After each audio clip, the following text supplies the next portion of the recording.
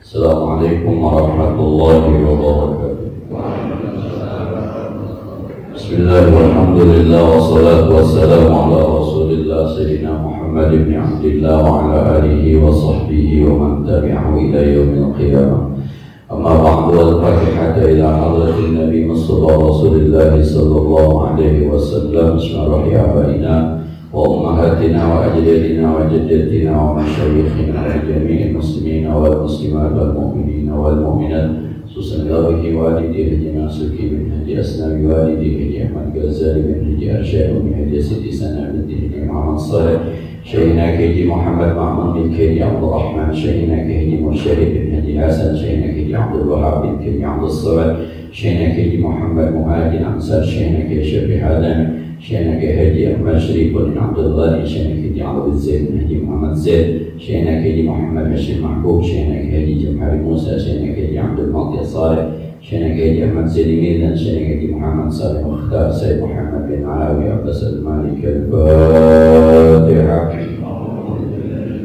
Bismillahirrahmanirrahim. Alhamdulillah Rabbil Alamin Ar-Rahmanir Rahim Maliki Yawmiddin Iyyaka na'budu wa iyyaka nasta'in ihdinas siratal mustaqim siratal ladzina an'amta 'alaihim ghairil maghdubi 'alaihim waladdallin. Rabbighfirli wa liwalidayya warhamhuma kama rabbayani shaghira.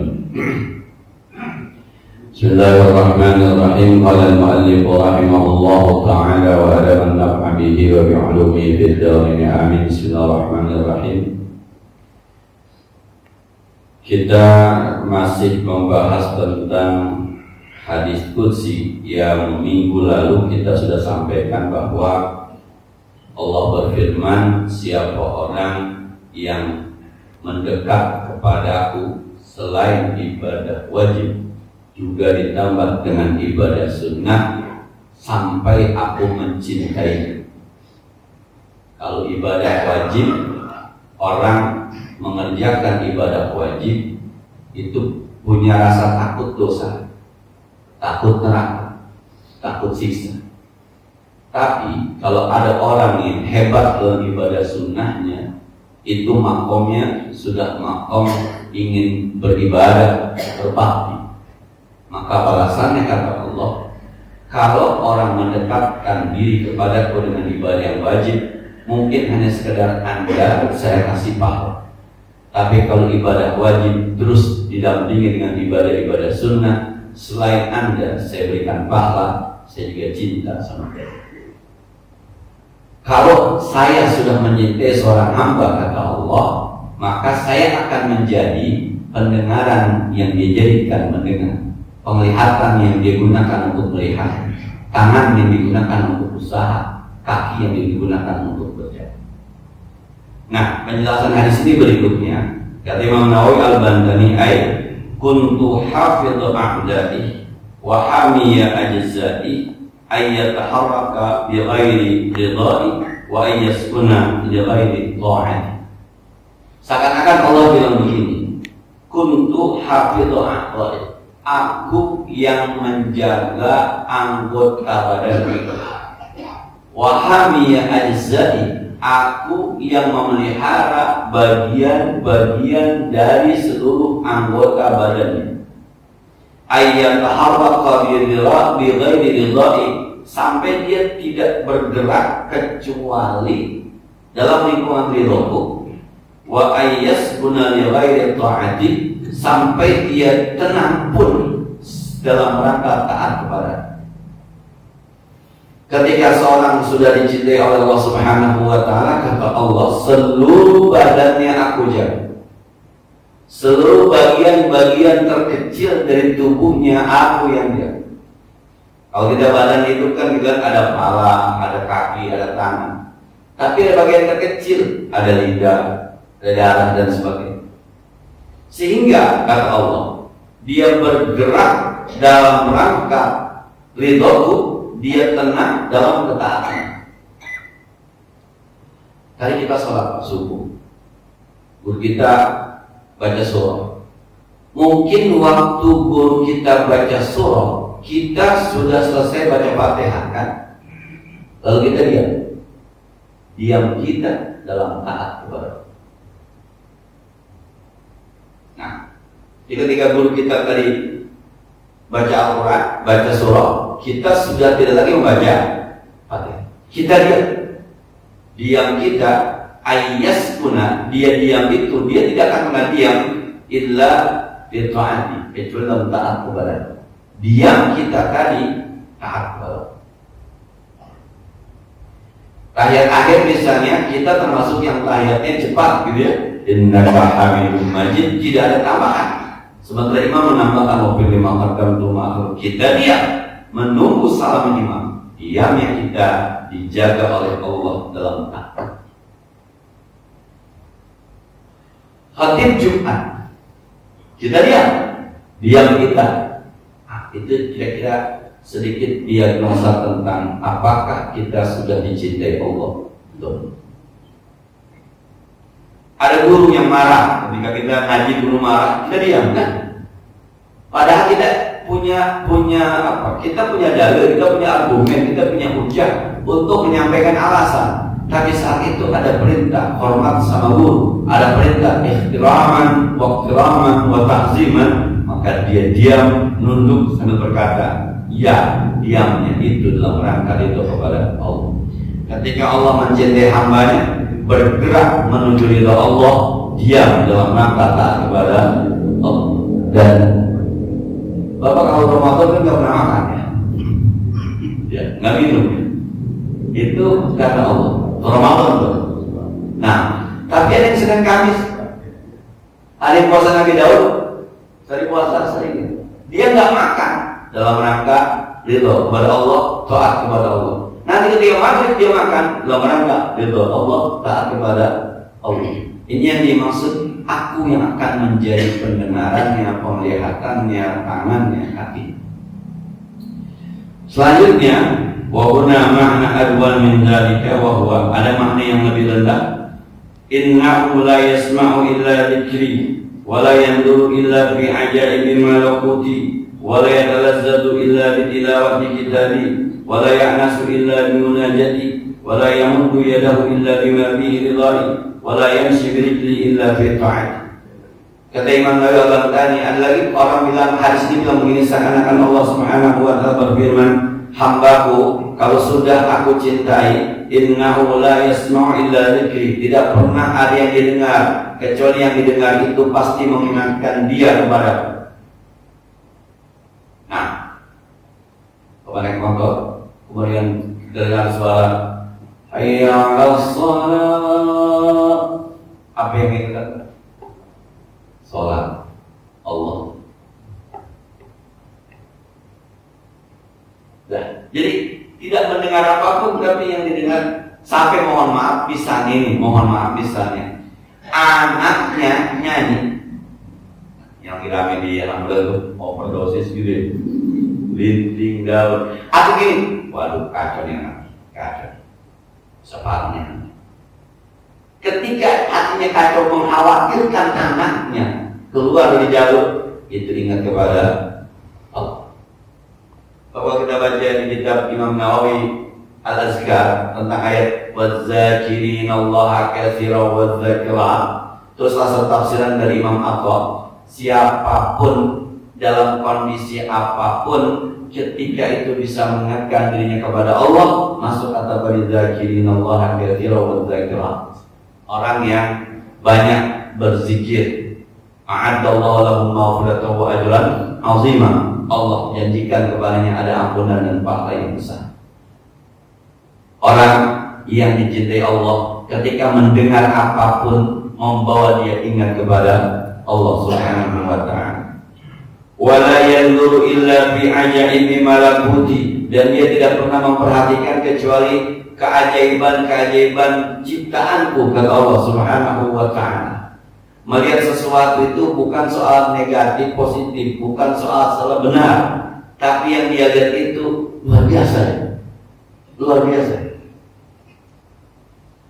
Lagi rame kasus polisi, lagi rame kasus polisi. Ini bukan soal apa motifnya, bukan, tapi yang dia lihat segitu doang ya, Allah colek dikit hancur. Ya tidak, Bukan soal kasusnya, bukan. Nah, jadi melihat sesuatu itu bukan melihat, tapi hikmah di balik itu. Ajak bi malakuti ciptaan. Waktu malam Rabu kita ada taklim baca tentang babul istisqa, bab tentang sholat istisqa. Ada pertanyaan, di Indonesia perlu nggak tuh sholat? Sebab di Indonesia sekering-keringnya tanahnya digali daerahnya. Di Indonesia perlu nggak tuh sholat istisqa? Sekalipun misalnya kemarau lah 2 bulan gitu, orang itu kagak ada air. Tapi kalau digali mah 200 meter, 100 meter Indonesia ada air. Sebab dikatakan di sana itu sunnah dihajatin, kalau dipikir itu sholat istisqa itu sunnah dilakukan ketika memang dibutuhkan. Tapi kalau berarti kan pemahaman kebalikannya, kalau tidak dibutuhkan jangan sholat istisqa. Indonesia, sebab kalau udah bicara Indonesia itu air khususnya kita yang nggak pernah kurang, bahkan kadang-kadang di bulan Februari lebih masuk rumah-rumah orang itu banjir, Pak. Apakah memang harus diamalkan ini ilmu di Indonesia? Kan katanya al ilmu bila amal as-samar bila sajarin. Ilmu yang tidak diamalkan seperti pohon yang tidak berbuah. Ini istisqa harus diamalkan kan? Jadi ketika melihat sesuatu itu bukan melihat pada zahirnya, tapi pada batin. Saya punya teman itu kemarin sakit, ada batu di empedu. Pas dibuka ke dokternya, ini nggak bisa. Kalau batunya doang diambil, ini harus empedunya diambil. Dalam hati saya, masih bisa ya orang hidup tanpa empedu? Subhanallah. Nah, ada beberapa bercandaan, dia udah nggak punya nyali, itu nggak punya nyali gitu. Ada lagi, mohon maaf, saudara kita yang ginjalnya dicabut-cabut ya, tapi masih bisa. Nah, hal semacam itu membuat dia semakin yakin, ya hidup ini mah bagaimana Allah, tergantung Allah. Kalau Allah mau, apapun yang kita mau pasti terjadi. Kalau Allah mau, apapun yang kita mau yang akan terjadi. Allahumma la mani'a lima a'taita wa la mu'tiya lima mana'ta. Kemudian wala yata'azzadu illa bi tilawati kitabi. Allah jaga lidahnya sambil lidahnya tidak merasa nikmat, tidak merasa lezat kecuali dengan membaca Al-Quran. Sama dia tuh pokoknya kalau belum ngaji rasanya masih pahit di mulut gitu, karena dijaga ininya. Asik aja. Dengan orang baca Quran asik aja, baca Al-Quran asik aja. Wala ya'nasu illa bi munajati, dan dia tidak merasa nyaman kecuali dengan munajat kepada Allah. Wala yamudu yadahu illa bima fihi ridha, dan dia tidak mengulurkan tangannya kecuali uluran tangan itu dalam rangka menggapai ridha Allah. Wala yamshi birijlihi illa fi ta'ati, dan kakinya tidak pernah berjalan kecuali dalam rangka taat kepada Allah. Semoga teman-teman yang tiap hari jalan dalam rangka mengajar, dalam rangka mencari rezeki, dalam rangka berbuat baik kepada Allah, syukur-syukur ke masjid, sholat jamaah, itu semuanya diagnosa kita bahwa mudah-mudahan Allah masih mencintai kita. Sebab kaki ini masih sering dibawa ke dalam yang taat, tangan ini masih sering digunakan kerja-kerja dalam taat kepada Allah, lidah ini masih nyaman ketika baca Al-Quran, kuping ini masih bagus ketika mendengarkan hal-hal yang baik, mendengarkan Allah Subhanahu wa ta'ala. Walhasil, kesimpulannya kata-kata anna man ijtahada lit-taqarrubi ila Allah ta'ala bil fara'id thumma bin nawafil karrama Allah ta'ala ilaihi wa rafa'ahu min darajatil iman ila darajatil ihsan.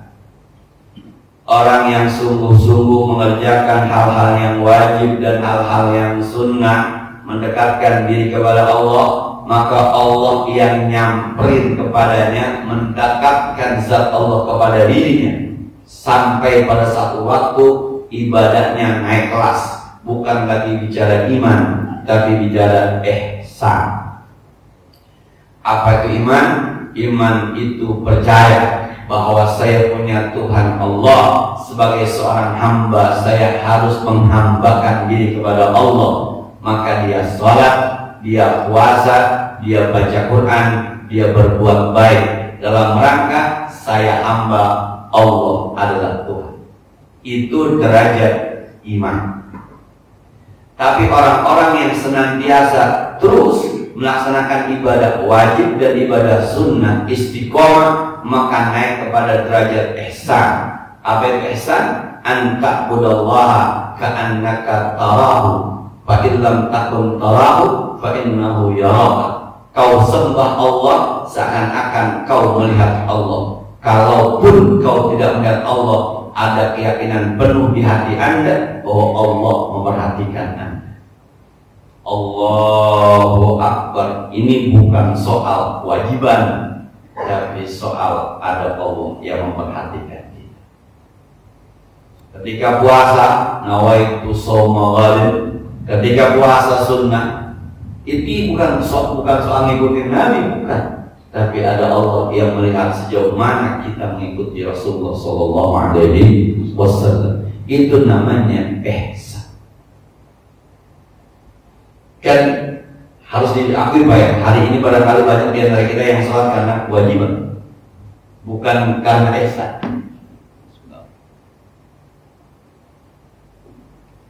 Ya kalau ditanya kenapa sholat subuh, kenapa sholat maghrib, kenapa sholat zuhur, kewajiban.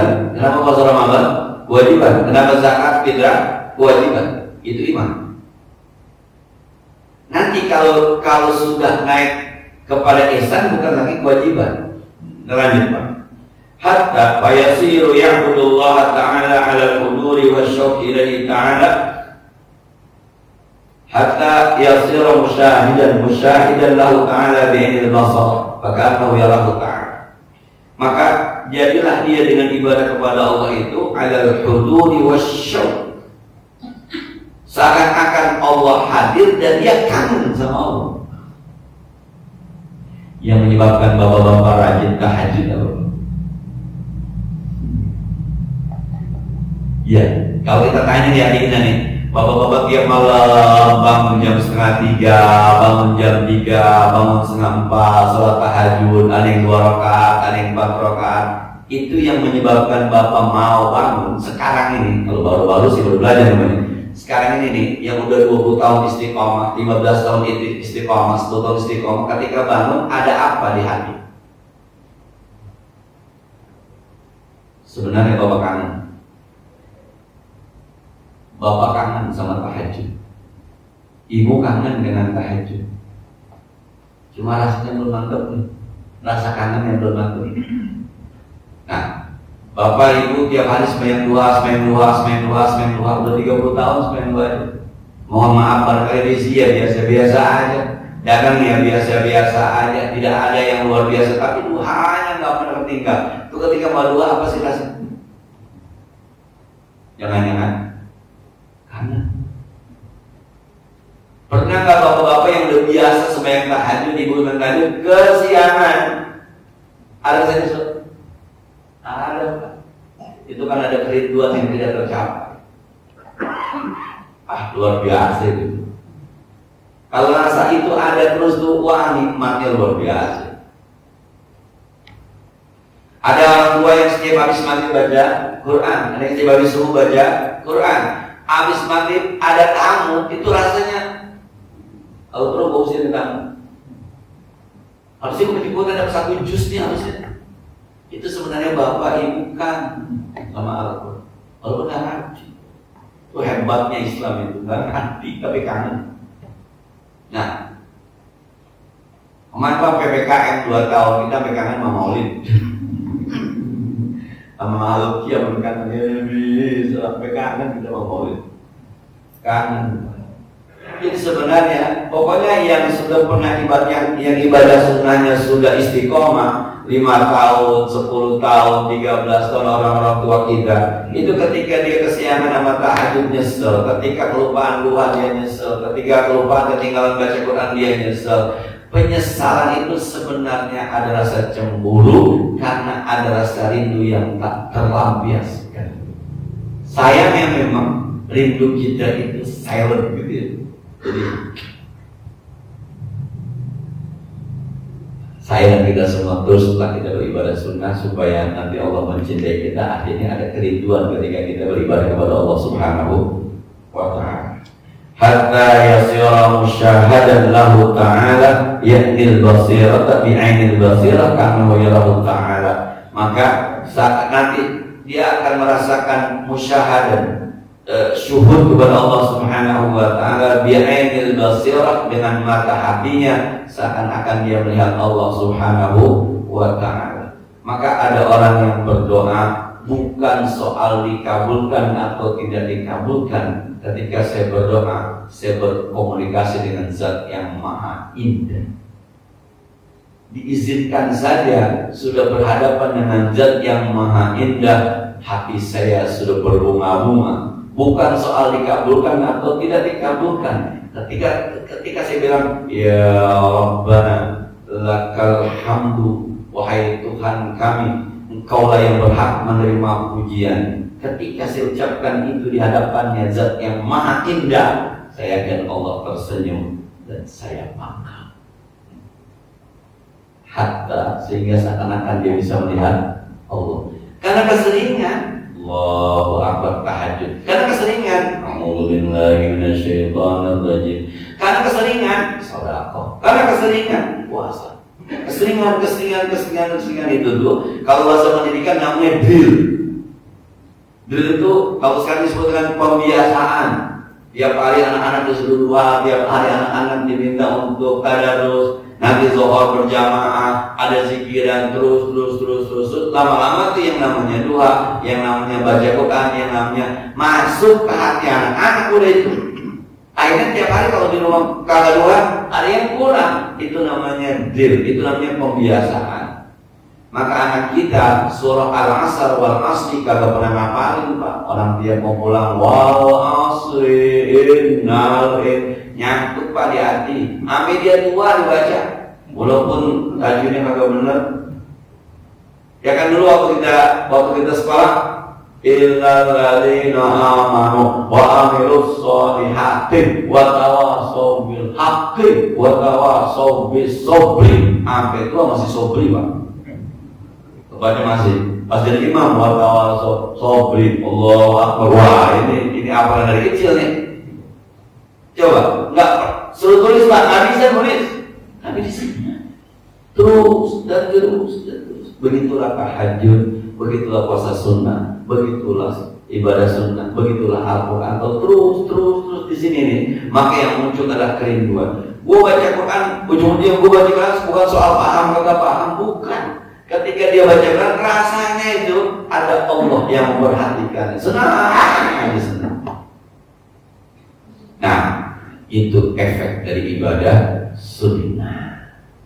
Sekali lagi deh ya, bereskan dulu wajibnya, baru sunnahnya. Yang beresin wajib ketinggalan sunnah, maklurun, dimaafkan. Tapi yang kebangetan pengen sempurna sunnah meninggalkan wajib, maghfurun, tertipu. Zikirannya memandek, wah loh illallah, johor lewat, loh illallah, subuh lewat, loh ya, itu maghfur, tertipu. Faedahnya ini, maka ketika itu yang tariku qalbuhu bima'rifatihi wa mahabbatihi, maka terpenuhi hatinya dengan kenal kepada Allah, ma'rifat dan cinta kepada Allah.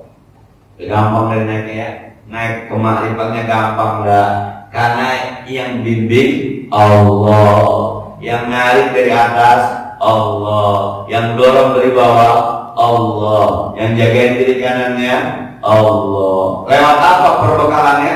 Ibadah sunnah. Yuk, ini ada bukit gede. Ini ada bukit makrifat. Persiapannya di bawah sudah oke ya. Sudah oke kita persiapannya. Tolong persiapan yang paling bagus tahu apa itu ibadah sunnah. Nanti kalau ibadah sunnah ini banyak pertolongan. Nah, ada pertolongan dari Allah Subhanahu wa ta'ala. Ente mau ma'rifat sampai gampang, itu gampang aja gampang. Orang-orang jalan kaki, biarin goncengin naik motor, kira-kira gitu. orang-orang jalan kaki, dia ada yang ngajak pakai mobil, ada orang-orang ada persiapannya lumayan bagus. Tsumma la tazalu mahabbatuhu tatazayadu hatta la yabqa fi qalbihi ghairuha. Kemudian terus rasa cintanya bertambah sampai tidak tersisa di hatinya selain cinta kepada Allah. Siapa nih? Rabi'atul Adawiyah ya. Rabi'atul Adawiyah dengan konsep mahabbah ditanya, Rabi'ah, apakah Anda punya benci dengan iblis? Kata Rabi'ah, hati saya sudah dipenuhi cinta kepada Allah, tidak ada satu ruang sedikit pun untuk membenci sesuatu karena sudah penuh dengan cinta Allah. Ini Rabi'ah ini saking cinta. Nah, kalau di kita udah salah juga, sama setan kagak benci repot juga kan. Kalau iblis kagak benci repot juga. Itu level syariat kira-kira gitu. Kalau level ma'rifat kan, bagaimana iblis juga cinta Allah kan? Iblis cinta Allah. Ini kalau kita bercanda Pak, kalau ada iblis Ustaz kagak laku Pak. Kalau kagak iblis nggak ada setan, Ustaz kagak laku. Orang pada benar semua. Nah, polisi pre Pak, nggak ada maling. Polisi, hakim, jaksa, nggak ada maling Pak. Tukang parkir juga lewat Pak, orang lain nyolong-nyolong. Jalan kaki. Itu kan kalau bicara keadaan loh. Kalau pada tingkat ma'rifat mungkin melihatnya tidak. Tapi pada tingkat syariat ya tetap aja apa yang disampaikan Rabi'atul Adawiyah adalah pada makom ma'rifat. Kemudian fala tastati'u jawarihu an tab'atha illa bimawafaqati ma fi qalbi. Maka tidak sanggup anggota badannya untuk melaksanakan apapun kecuali dengan kesepakatan hatinya. Wa hadza walladhi qalu fi lam yabqa fi qalbihi illallah ay ma'rifatuhu wa muhabbatuhu wa dhikruhu. Inilah yang kadang-kadang orang-orang suka sampaikan bahasanya tidak tersisa di hatinya, tidak tinggal di hatinya hanya kecuali Allah. Maksudnya dia ma'rifat kepada Allah, dia cinta kepada Allah, dia ingat kepada Allah Subhanahu wa ta'ala. Maka apapun yang terjadi itu sudah kembali kepada Allah. Jadi bagi kita naik itu yang dituju dengan yang lain tuh kiri kanan. Ada tukang tahu, ada tukang gorengan. Udah nggak pengen udah pengen buru-buru ke sana. Kita baru pergi haji Pak, kita baru pergi umroh.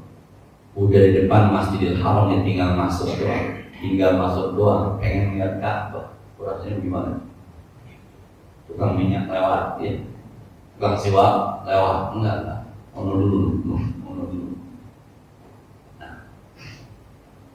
pembimbing juga udah, yuk, baris yang mana udah cepetan masuk, cepetan masuk. Padahal baris modal tanda petik capek Pak, dia harus muter 7 kali, nggak peduli. Dia udah kebayang bentar di sunat lu muter 7 kali. Habis muter lu sakit 7 kali, capek. Enggak, itu muternya gak kepikiran. Jalannya gak kepikiran. Ka'bah mana Ka'bah, sofa mana sofa, marwah mana marwah. Gue pengen tahu, udah lama-lama gue sembahyang di Bedokelan, di Rawabuaya, mustaqbilal kiblat mana. Tuh ketika padahal udah kepikir bentar. Pas udah ngerasain tuh capek, besok pagian Pak balik lagi, pembimbing dia tinggal.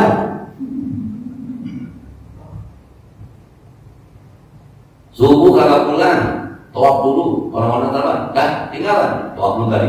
Oh Pak, udah pulih tuh, terus semakin nambah. Mohon maaf ya, itu baru di dunia. Ini kan kita mau ketemu Zat yang menciptakan Ka'bah, menciptakan Makkah, dan memberikan rasa nikmat itu. Maka rasa cintanya semakin bertambah terus sehingga tidak lagi tersisa kecuali Allah Subhanahu wa ta'ala. Jadi kalau orang salah itu bukan diomelin, tapi perintah Allah kan dinasehati. Melihat orang kagak benar itu bukan yang benci, tapi justru ada bahasa kasihan juga ya. Yuk kita bimbing. Ini layak kopi kalbihi ilmu. Terakhir kata Imam Ghazali, walan tasila ayyuhat talibu lidarajatil aliyah. Wahai pelajar, Anda tidak akan sampai kepada derajat yang tinggi ila maqamil ihsan, kepada maqam ihsan, huwa haqiqatul qiyami bi amri ta'ala, yang merupakan hakikat kita melaksanakan perintah Allah, illa bi muraqabati qalbika, kecuali dengan muraqabah, menjaga, memelihara, mengawasi, mengevaluasi qalbika, hatimu, wa jawarihika, dan anggota badanmu, wa huwa dawamu mulahadhatika, terus menerus kamu bergaul, istighali qalbika, sibukkan hatimu, wastighraqi a'dha'ika, tenggelamkan anggota badanmu,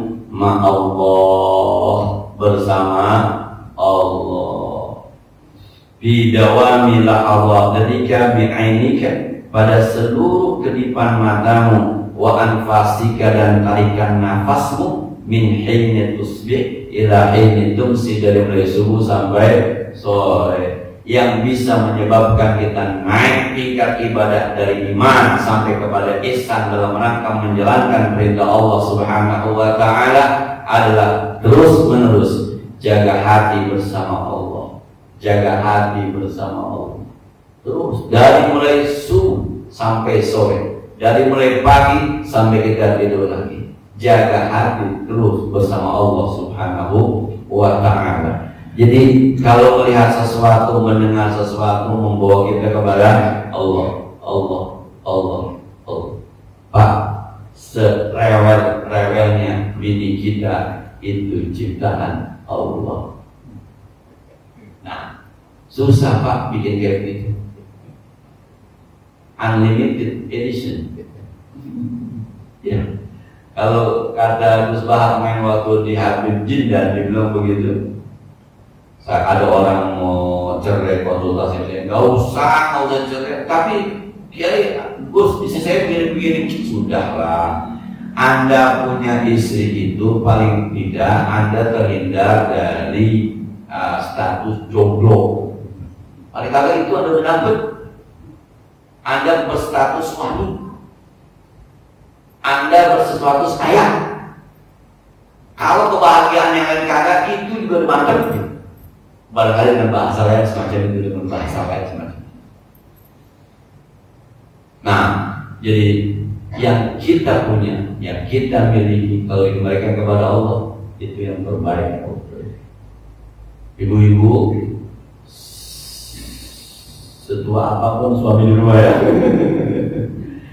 susah bikinnya itu ibu, susah bikinnya, susah. Nggak ada lagi deh itu, mau didonat batunya udah.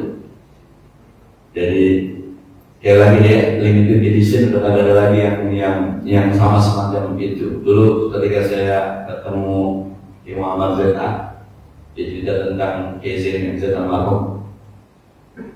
Si Nudin cuma satu. Sekalipun orang mau niru-niru KZN tetap aja si Nudin satu. Saya Muhammad cuma satu.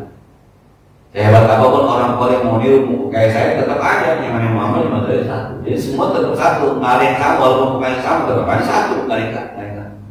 Tapi sekali lagi itu ya, kita diajarkan oleh guru kita, Imam Ghazali, guru kita, Nawawi Al-Bantani. Yuk terus beribadah wajib, disempurnakan dengan ibadah sunnah. Lama-lama kita akan merasa rindu kepada Allah. Rindu itu akan berubah menjadi dari mulai cinta menjadi rindu dan naik ke makam ihsan. Ihsan itu yang ketika kita beribadah bukan soal lagi bicara kewajiban, tapi ada kangen, ada rindu, ada sesuatu yang memang harus kita lakukan seakan-akan kita berhadapan dengan Allah Subhanahu wa ta'ala. Sejauh ini insyaallah kita lanjutkan. Allah alam sebagaimana biasa yang perlu kita diskusikan lebih lanjut. Silakan. Assalamualaikum warahmatullahi wabarakatuh. Assalamualaikum. Saat ini saya mungkin ada 3 pertanyaan yang berkaitan dengan salat wajib dan salat sunnah. Yang pertama, kita tadi disampaikan bahwa kalau kita tidak melaksanakan sholat wajib, itu rasa takut kepada Allah itu ada. Itu yang pertama. Yang kedua, sholat sunnah. Sholat sunnah kalau itu tidak ada rasa takut kepada Allah itu kita melaksanakan atau tidak. Cuman persoalannya gini maksudnya, pada saat kita sholat wajib, terus kita melaksanakan sholat sunnah. Nah, di dalam sholat sunnah itu ada perasaan gitu. Siapa tahu nih sholat sunnahnya saya ini menambal bolong-bolong yang sholat wajib ini suka perasaan begitu terus. Ini barangkali mohon pada Pak Ustadz nomor satu. Yang kedua, kita perjalanan dari kantor mau pulang. Dalam perhitungan itu kira-kira setengah jam sampai. Nanti sholatnya di rumah deh. Kira-kira. Tapi dalam perjalanan itu bisa 2,5 jam sampai. Ya macet kan. Ini kita nggak sholat. Nah, begitu nggak sholat, akhirnya nyesal kita nih. Kenapa tadi nggak sholat dulu gitu kan? Kenapa macam ini? Ini sering timbul nih Ustaz. Nah, yang persoalan saya, kenapa kan ada yang mengatakan, udah kita bisa dikodok, udah kita bisa dijama segala macam. Nah, ini kadang-kadang hal begini saya kurang mantap dalam hati itu. Nah, mohon barangkali pencerahan itu. Nah, yang ketiga Ustaz, pada saat kita perjalanan jauh, anggaplah lebih dari 90 km. Nah, itu kadang-kadang dalam perjalanan ini sama teman-teman ini, udahlah nanti kita di kosor aja lah gitu. Udah di kosor lebih gampang, apa yang dapat terlakukan. Padahal perjalanan itu bisa kita lakukan di tengah jalan kita sholat, gitu kan. Bisa kita lakukan. Tapi karena kebiasaan, justru kita dikasih kemudahan. Kenapa sih bikin susah-susah? Manfaatin untuk kemudahan itu gitu. Nah, termasuk sholat Jumat. Nah, sholat Jumat ini kita kan musafir katanya. Kenapa harus sholat Jumat sih? Udah nanti aja ke asar sekalian.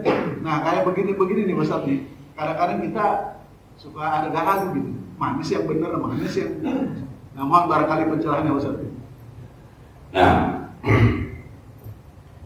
ketika nih kita sholat wajib kemudian sholat sunnah, ada bahasa gini di sholat sunnah, mudah-mudahan sholat sunnah saya bisa menambal kekurangan sholat wajib saya.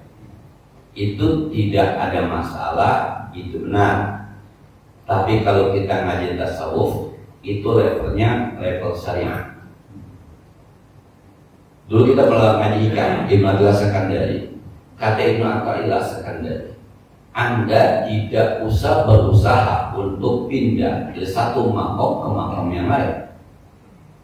Terusin aja ibadahnya, nanti Allah sendiri yang akan mengangkat Anda ke makom yang lain. Misal, kita masih menggunakan makom sebab akibat, tapi ada orang yang sudah tidak menggunakan makom sebab akibat. Kan kudu kerja dulu baru dapat duit, itu makom sebab akibat. Tapi ada orang-orang yang kerja duitnya banyak, bukan manggil pesulap merah ya, bukan manggil Samsudin, bukan. Nah, ada yang makom yang gitu, yang rezeki mana yang dia ada, itu makom. Nah, kalau saya dan kita semua masih ada rasa ini harus main sunat nih karena wajib gua nggak sempurna, ntar sudah ditambah, itu masih menggunakan fatahajjat bihi nafilatillah, sujudlah kamu sebagai tambahan buat kamu. Itu makomnya makom. Terus nanti Allah yang menggeser kita ke makom. Kalau kagak qobliyah rasanya ada yang kurang. Kalau kagak ba'diyah rasanya merasa terhina. Kalau kagak tahajud itu naik gitu. Tapi mulai dari sini mulai. Masih bagus ini makom walaupun makom syariat. Ada yang makom topik apa? Enggak main sunat dia main ini wajib aja. Dan yang kedua, kalau mau pakai levelnya level syariah, kita dari Grogol mau pulang ke Rawabuaya jam 4 dari Grogol, dah pas mengasar di rumah aja, macet sampai rumah maghrib belum sholat asar. Kalau menggunakan makomnya makom syariat, Maka secara fikih kondisi yang tidak biasa semacam itu dibolehkan kita jamak. Jamak dalam arti entar sembahyang asarnya di rumah setelah maghrib dibolehkan malam yattakhidz adatan selama tidak dijadikan kebiasaan. Tapi kalau makomnya makom ma'rifat, itu kalau orang azan asar udah nggak mau kemana-mana tuh. Gue mah nggak bakal keluar kalau sembahyang asar. Ini kalau makomnya makom ma'rifat. Iya. Jadi kalau makom ma'rifat tuh nggak ada maghrib naik motor, nggak ada. Kan banyak anak-anak tuh maghrib naik motor. Udah mau maghrib tinggal 5 menit naik motor boncengan sama bininya. Mau kemana bang? 5 menit lagi. Makom ma'rifat nggak begitu. Maghrib nggak ngangguk, maghrib dulu. Makanya ada ahli-ahli zikir itu yang di bis sekalipun. Jadi mereka kalau mau naik bis itu wudu. Jadi kalau di jalan tol misalnya datang waktu sholat, udah sholat aja di bis. Karena setiap masuk waktu harus sholat. Masuk waktu ini makom ma'rifat. Jadi kalau udah padahal pun dari Grogol jam 4 kan kudunya jam 4:30 sampai di Cengkareng macet. Kalau orang ma'rifat emang apa lu kagak sembahyang dulu gitu. Nah, yang ketiga, kalau kita bicara soal syariat, kan begini kalau soal fikih mau musafir, pokoknya kalau Anda musafir jaraknya jauh, ini bicara jarak, boleh qasar jamak. Boleh. Ini bicara bahkan dalilnya banyak. Wa idza darabtum fil ardi fala junaha alaikum an taksuru minas shalah. Kalau kamu musafir di muka bumi silahkan Anda qasar salat. Bahkan terjadi perbedaan pendapat ulama dari mazhab Hanafi yang musafir kagak qasar tidak sah. Qasar hukumnya wajib sebab Allah yang nyuruh. Bahkan kata Nabi itu hadiah dari Allah. Yang kalau ngambil hadiah dari Allah sombong. Itu makomnya makom syariat. Nah, kita lebih cenderung mari kan jauh-jauh. Nah, tapi kalau makom ma'rifat nggak begitu. Udah naik mobil sendiri, di tol bisa istirahat, yang ngasih mobil Allah, yang ngasih sehat Allah, gitu. Maka emang ini nggak bisa ketemu Pak. Kalau musafir bareng-bareng yang beda-beda makom ini nggak bisa. Tapi ketika ini kalau bicara fikih, ketika bertemu dua yang bertentangan semacam itu, maka harus akhafud durrain, ambil yang paling ringan daruratnya. Jadi hukum sholat musafir itu adalah hukum fikih, bukan hukum tasawuf. Ntar kalau sendiri diri silahkan, karena makom itu tidak dipunyai oleh semua orang, tapi makom fikih punya semua orang. Jika bapak-bapak bilang, lu naik mobil enak, bawa segala macam masih di qasar jamaah aja malu sama Tuhan, itu makom pribadi Pak. Tapi kalau kita qasar aja itu makom jamaah Pak. Iya. Jadi kalau misalnya ada imam baca, dia memang makomnya makom enak baca Quran. Jadi ketika sembahyang malam Jumat itu baca Yasin wal Quran dibagi dua rakaat, sama dia enak, makom dia Pak. Makom kita mah waduh. Itu yang dulu Mu'az bin Jabal diomelin sama Nabi, apatkan yang Mu'az bin Jabal. Sebab makom yang Mu'az, makom sudah nikmat baca Quran. Sebab yang lain baru makom yang makom sembahyang biar cepet. Bos main aja dulu. Itu makom mana itu makom syariat. Makom syariat. Jadi mohon maaf ya teman-teman yang makomnya sudah makom itu tuh jangan kemudian disamaratakan. Yang sama rata makomnya makom syariat. Ini kelas rata-rata, kita mau masuk ke VIP, jadi ya VIP. Yang VIP jangan samain yang kelas rata-rata. Masuk rumah sakit, satu kelas VIP, satu kelas rata-rata, BPJS gratis. Nanya, di kamar ada kulkasnya. Kata yang BPJS itu kulkas. Lah di rumah sakit mah ada kulkas. Nggak ada di tempat gua mah, yang ada VIP Pak. Coba yang BPJS ngomong sama BPJS mah Pak, nyambung. Lu berapa hari rumah sakit? 3, gue cuma 4. Nyambung Pak. Ya kayak gitu. Jadi sekali lagi ya, makom syariat. Jadi dulu benar Pak. Dua-duanya benar. Cuma memang mohon maaf, biasanya sih yang makom ma'rifat nggak begitu memaksakan pendapat. Biasanya kalau memaksakan pendapat itu saya kira baru belajar makom ma'rifat atau baru sekedar tahu doang. Kalau orang makom ma'rifat orang ngikutin pasal iya, ikutin jamaah iya. Kalau sendiri dia pakai dirinya. Dan untuk rame-rame ikutin orang. Hampir tidak ketahuan bahwa itu makom ma'rifat, nggak tahu orang. Saya kira tadi yang udah ada manfaat. Al-Fatihah.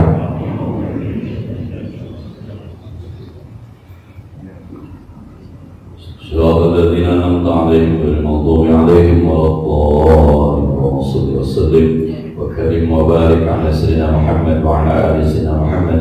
Allahumma anfa'na bima 'allamtana wa zidna 'ilman yanfa'una. Rabbana zidna 'ilman nafi'a wa fahman sa'iba wa lisanan dzakira qalban syakira. Sallallahu alaihi wasallam wa ala alihi wasallam. Alhamdulillah rabbil alamin. Assalamualaikum warahmatullahi wabarakatuh.